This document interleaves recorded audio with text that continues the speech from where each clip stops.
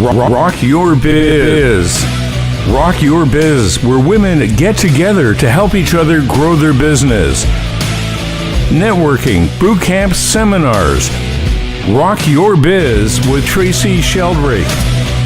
Hi, thank you for joining us. I am your host, Tracy Sheldrake, and you are listening to Rock Your Biz on Whistle FM. Rock Your Biz is a community of like-minded women in business that are interested in collaborating, supporting each other, and growing their business. We'll be showcasing these amazing women and how they help each other grow their business.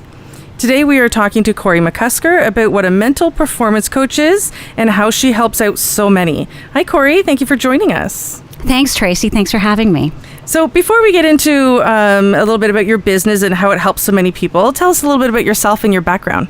My background. So I was in the corporate world for 22 years and loved my career. I was in the banking world. So I was in the financial industry. Started out, right after high school, went in, became a teller, and then within a few years I was in management. So loved being in the money or just working with people, and love managing a team. So my career took me right up to almost the top, and that's where I was a senior manager working with the executives. And I got to a point where I felt I had done everything I could in that. And I felt that people were coming to me and I was helping them with their career goals, their sales goals, and reach their corporate objectives and that. And I just wanted more. I wanted to do more, and I was always dabbling in, how could I enhance my skills. So a lot of different courses I was taking, came across neuro-linguistic programming, and I think that was one of my life changers. So it kind of encouraged me to take the leap and leave the corporate world and enter the unknown. So I did start a training and coaching company and started working with business professionals, but I was kind of doing a little bit of everything and kind of, feeling my way through. Right. And I had also started another business just as a hobby, but I ended up getting into mental performance coaching. So mental performance coach, tell us a little bit about what exactly that is. So I work with what's going on between the ears, basically. I work on people's mental performance, and I work with a lot of women in business, and I also work with a lot of young athletes between the ages of 13 and 16. So I took my skills that I learned from the corporate world, and then I was dabbling in different things, as I said, different skills and techniques, came across NLP. With the NLP training, I also was trained in hypnosis and another technique called time empowerment technique. So I learned some really effective ways to help people get unstuck, deal with kind of those mental roadblocks, and really help them gain that focus and clarity and overcome some of the challenges and the mental chaos that was kind of really preventing them. So as a mental performance coach, I really help people get clear on what it is that they want, but I have some really powerful tools that can help them get unstuck. So all these tools, can you give us a little bit of idea of a variety of them, and would everybody need a different tool? You know what? Every person that comes to me, you may have the same issue or challenge or obstacle that or maybe a goal that you want to reach. Maybe you've kind of hit your peak, and how do I get to the next level? So everybody's different because we all are programmed differently, and we all have different things that make us tick. And that's why I never, with my clients, I don't think I ever use the same things. But some of the tools and skills, I've developed a program called Master the Mind, Master the Game. And as I mentioned, I've worked with athletes. So one of the things I did after the corporate world was really get to know sports psychology, and my family is a very athletic family. I actually did not start playing sports until later in life. I did always golf. As a banker, you were a golfer. But I ended up starting ice hockey in my 40s. And so I would meet women there, but then they would start talking to me about their kids and different things. So I realized I had the hypnosis, which I never really used a lot with my coaching, but I realized how powerful it was to really get into the deeper unconscious mind and help people really change some of behaviors and patterns. So hypnosis really helped. Neurolinguistic programming is amazing because it really helps people understand how they perceive things, how they use their senses to see the world, how they're programmed, how they use their communication, verbal and nonverbal. So is this through a conversation we have that you're trained to figure this out? Is it questionnaires? Is it all of those things. I have a very in-depth questionnaire when you come to see me before you see me.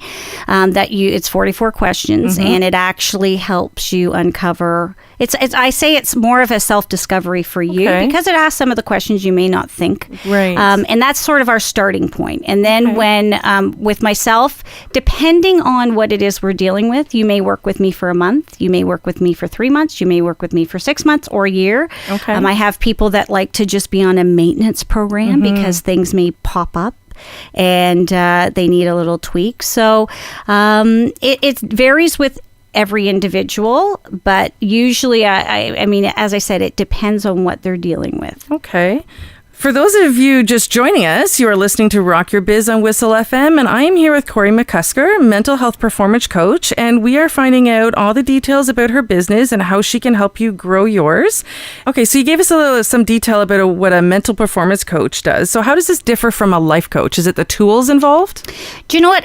I look at it as the skills in my background. Okay. So I would have said a life coach before. I can do what a life coach does, and that's where a life coach, I think, helps people kind of uncover what they want to do in if there's an area. Like I said, I have a questionnaire I go through, but I've also done a lot of research and training to find out about our mind, about our mindsets, about the mental performance. As I said, I've studied sports psychology. I've studied brain gym, which is really, there's a lot of physical and mental. And recently this year, I've taken the Heart Math Interventions Practitioners course, which Heart Math is all about dealing with stress management using breathing techniques, but it's another way of helping people deal with either stress, change behaviors, and that. So that's why I really don't see myself as a life coach anymore, because I really am dealing what's happening with your mind, with your brain, what's happening mentally, how do you get that laser focus.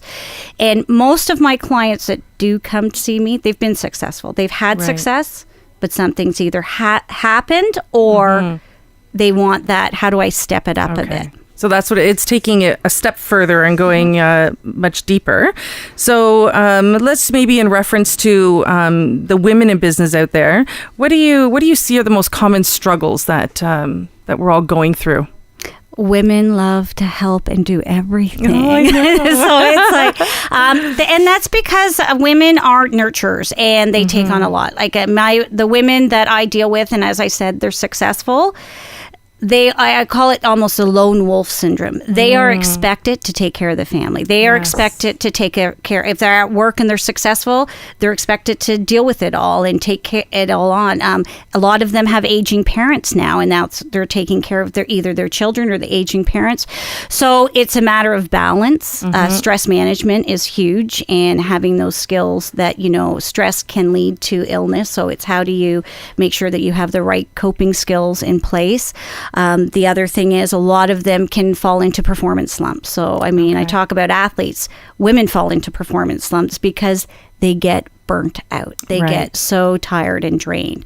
You run a networking, a Rock Your Biz. A lot of women are either transitioning, maybe the kids have aged, or at work, they've been laid off. And now it's like, okay, well, I want my life to change. I want it to be different. I want to stay home because my kids are a certain age. So they have to start going out and networking. And there's that whole anxiety. When they go to a meeting, and I've seen it every time. I love speaking. Not everybody does. So it's when they get up to do their 1 minute infomercial, they choke.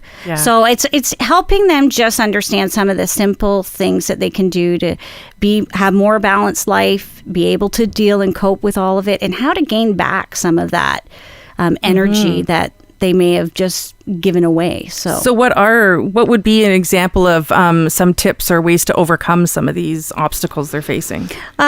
If I look at balance, one of the things I can say to women is you have to take time for yourself. You have to look at yourself like it's not selfish. I had a thing a plaque. You know how you buy those motivational. And one of the things it said, like, all the things women who do too much. And, and the one thing that always stood out really strong for me was it said, when you say no to somebody else, you're saying yes to yourself. And I think it's so important for women to say yes to themselves, because you're like the energizer bunny that has to keep going no matter what. If the kids are sick, if work, whatever, you have to keep going. So how do you recharge your battery? And I really think it's about taking that time for you, whether it's 5 minutes to do some breathing and some brain gym exercises or some heart math or whatever. Like, I mean, that's where I've got some really great techniques. But it's also just, if you go to say you want to do a yoga class, or say you want to go meet your friends for coffee, it's about getting rid of that guilt, because that's where a lot of women feel guilt. They feel guilt when they do something for themselves, and that's where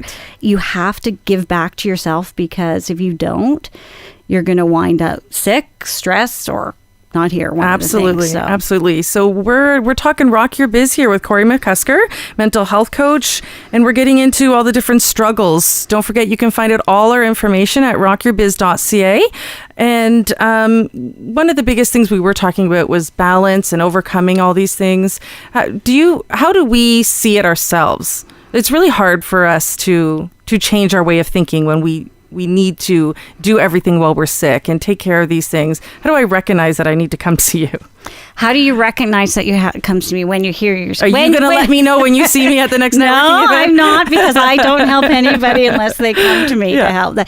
You know what? And I see it all the time. And I think it's when, one, your body speaks volume. So if your body is speaking to you, whether it's extra weight, whether it's fatigue, headaches, you just feel like drained all the time, or you're feeling unfulfilled. It's like something's missing, or you're not, like, I mean, kids bring so much joy to mothers that have them, or, your job may bring you. When the joy goes, when the joy stops, that's where it's time to kind of really reflect and take a look and take a step back and say, okay, what is it that I want in my life? Because the other thing too is, women do so much, and especially if you have kids, you are a role model to your children. Yes. So what is it that you're telling them or teaching them?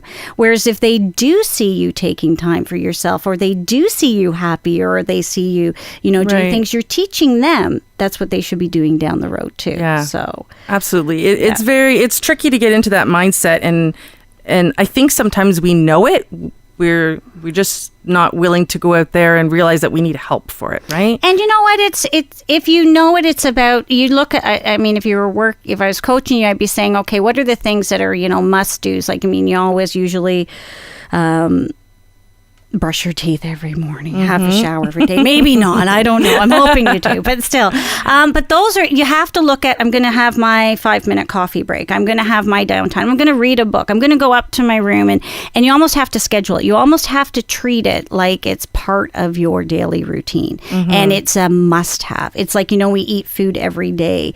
If you're not feeding your mind or fueling yourself, almost physically, like with some kind of thing, then you're not going to be able to do what you need to do. Right. And do you feel like that's the obstacle in itself? Like, what's that rule? 28 days to become habit? Is it still 28 days? No, some people say it's 9 months. Some people say, it all depends. And the brain, we program and we're wired, and we have neural paths. So, I don't want to get too much into all the stuff. But as you develop over your lifetime, you've programmed yourself. You get into a car. When you first start learning to drive, you don't know how to do it. You pick up your new iPhone, you don't know how to use it. You go to your computer, you can't. But then you start, playing around with it. You start doing it, and you do it every single day, and repeat, and then it gets locked in. So yes, it could be 28 days. Everybody's different, right? It could be just a few, but you have to repeat those behaviors in order to create a new neural pathway that actually locks it in, and it becomes something you don't even think about. It almost is like, okay, I have to do that today.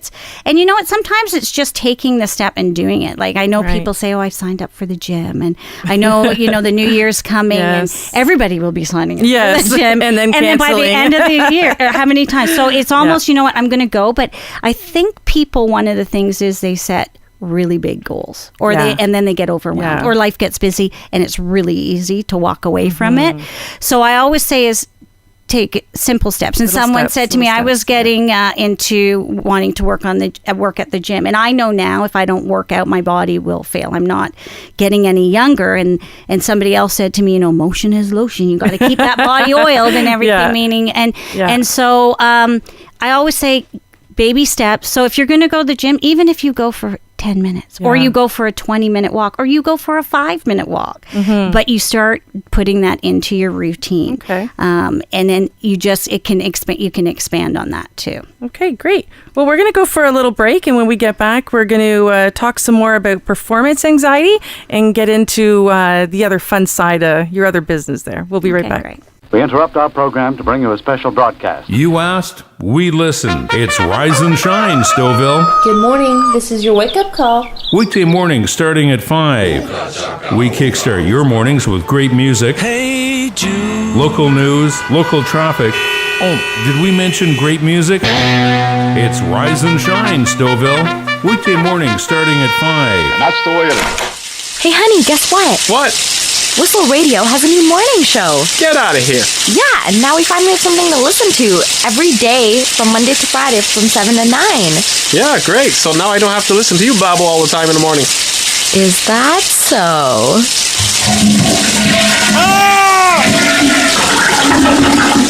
Tune in Monday to Friday from 7 to 9 a.m. for news, sports, weather, entertainment, and other reports with Stouffville's finest. You're listening to Whistle FM. News, weather, traffic, everything Stouffville.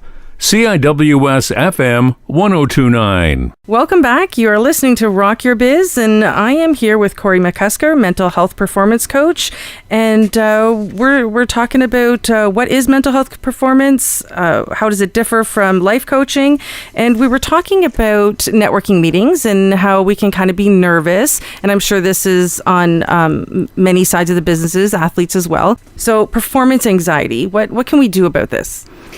The first thing is always take a deep breath, because what happens when we get nervous is, if you think about it, you'll start breathing from the top of your chest, like up here.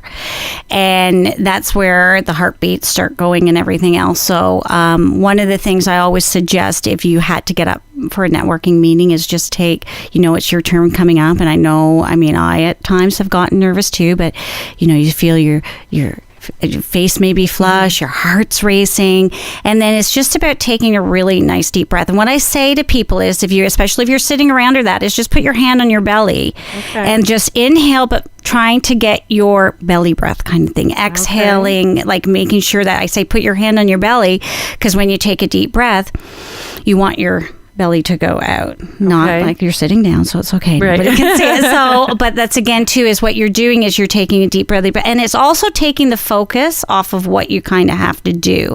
A lot of smokers believe that cigarette smoking gives them that relaxation, and it's not actually the cigarette smoking; it's the inhaling and exhaling that's actually calming them down. So taking a deep breath. There's also a technique that I teach all my athletes, all of my people that are nervous when they come to speak, anybody going on an interview. And it's really it's called the learning state, and I can explain it very quickly, even though you're not going to visually be able to see.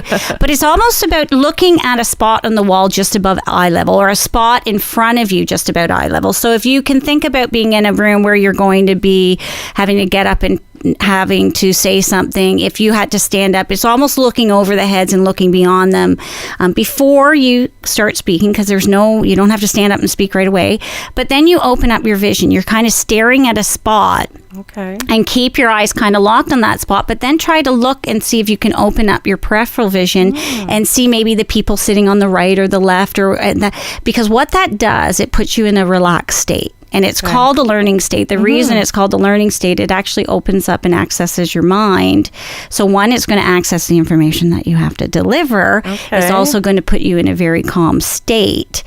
And it also brings the knowledge quicker to you. So we don't want to picture everybody naked. That'll just make you laugh. You know what? That's okay, because what that does is just takes your mind off of what you're doing and the nervousness. So that's one of the things. And people will spend time time. I do say if you do have an infomercial or you want to say something, practice it, because, I talked about locking in things. The more you practice something, the more it will get locked in your mind and easier to come. But I always say too is, just speak it and say what nobody's going to be saying, oh, they're only getting a 9 out of 10. So, well, that's it. And one of the things we do at Rock Your Biz is the networking meetings. The whole intention is to be supportive. And I do try to say to new people that it's okay to pass. If it's your turn, nobody will say anything. But is it better for them to just get it over with and do it? You know what? I sometimes will say yes, but there's two things. I mean, I've got another business and I can even talk about that, but it's almost you can either desensitize somebody to do something or you can flood them. So flooding is like you just